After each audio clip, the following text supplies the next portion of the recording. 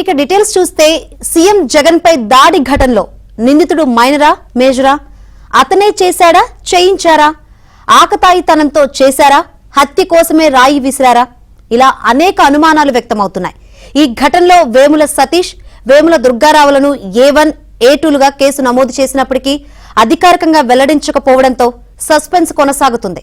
మరోవైపు సతీష్ ను కోర్టులో హాజరుపరిచిన పోలీసులు దుర్గారావును తీసుకురాకపోవడంపై అనేక సందేహాలు వ్యక్తమవుతున్నాయి.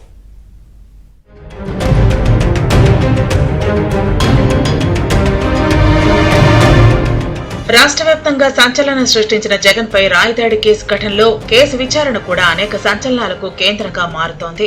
ఈ కేసులో వేముల సతీష్ అనే యువకుడిని అరెస్ట్ చేసిన పోలీసులు గురువారం కోర్టులో హాజరుపరిచారు.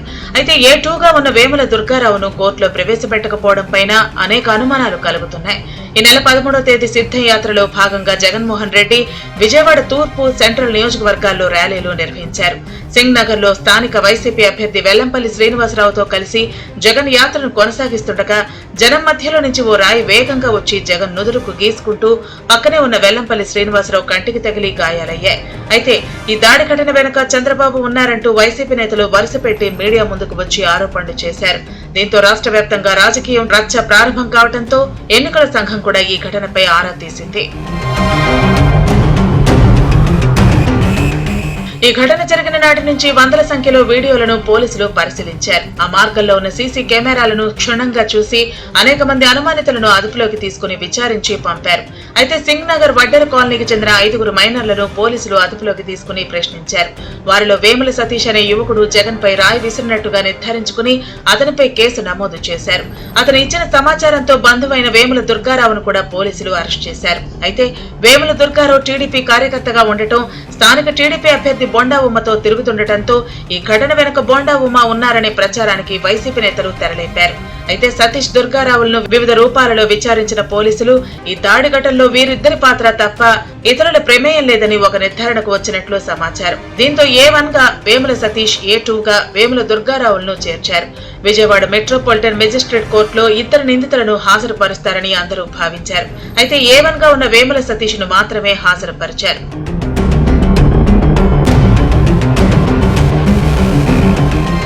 ఇక కోర్టుకు సమర్పించిన రిమాండ్ రిపోర్ట్ లో పోలీసులు అనేక అంశాలను ప్రస్తావించారు. ఈ కేసులో సీసీ ఫుటేజ్లు, వీడియోగ్రాఫ్ సేకరించి పరిశీలించామని, విశ్వసనీయ సమాచారం మేరకే వేముల సతీష్ ను అరెస్టు చేసినట్లు చెప్పారు.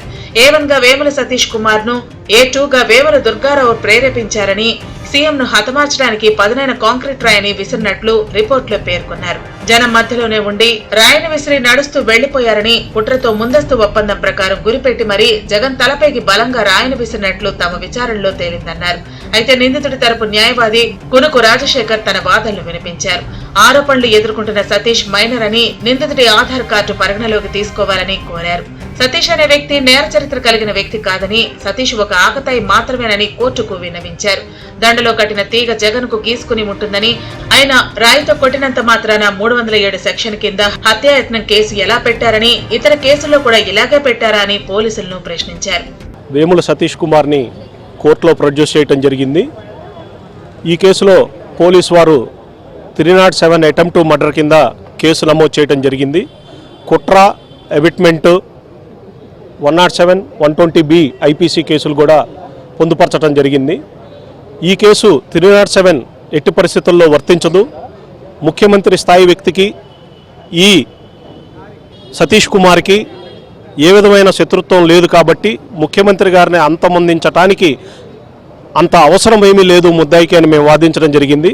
అలానే ముఖ్యమంత్రి గారికి తగిలినటువంటి గాయం ఏదైతే ఉందో అది లాషనేషన్ గాయం మాత్రమే, గీరుడు వల్ల ఏర్పడినటువంటి గాయం తప్ప అది రాయదెబ్బ కాదు అని మేము వాదించడం జరిగింది.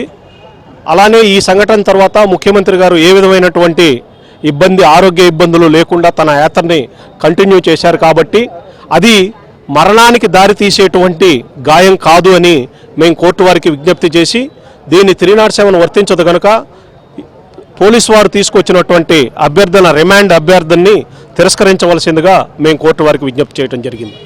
ఇరువురు న్యాయవాదుల వాదనలు విన్న అనంతరం సీఎం జగన్ పై రాయి వేసిన కేసులో నిందితుడు సతీష్ కి కోర్టు 14 రోజుల రిమాండ్ విధించింది. పోలీసుల విచారణలో ఇప్పటి వరకు వేముల దుర్గారావు ప్రోద్బలంతో సతీష్ రాయి విసిరాడని, ఇందులో ఎటువంటి రాజకీయ కోణం లేదని తేలినట్లు సమాచారం.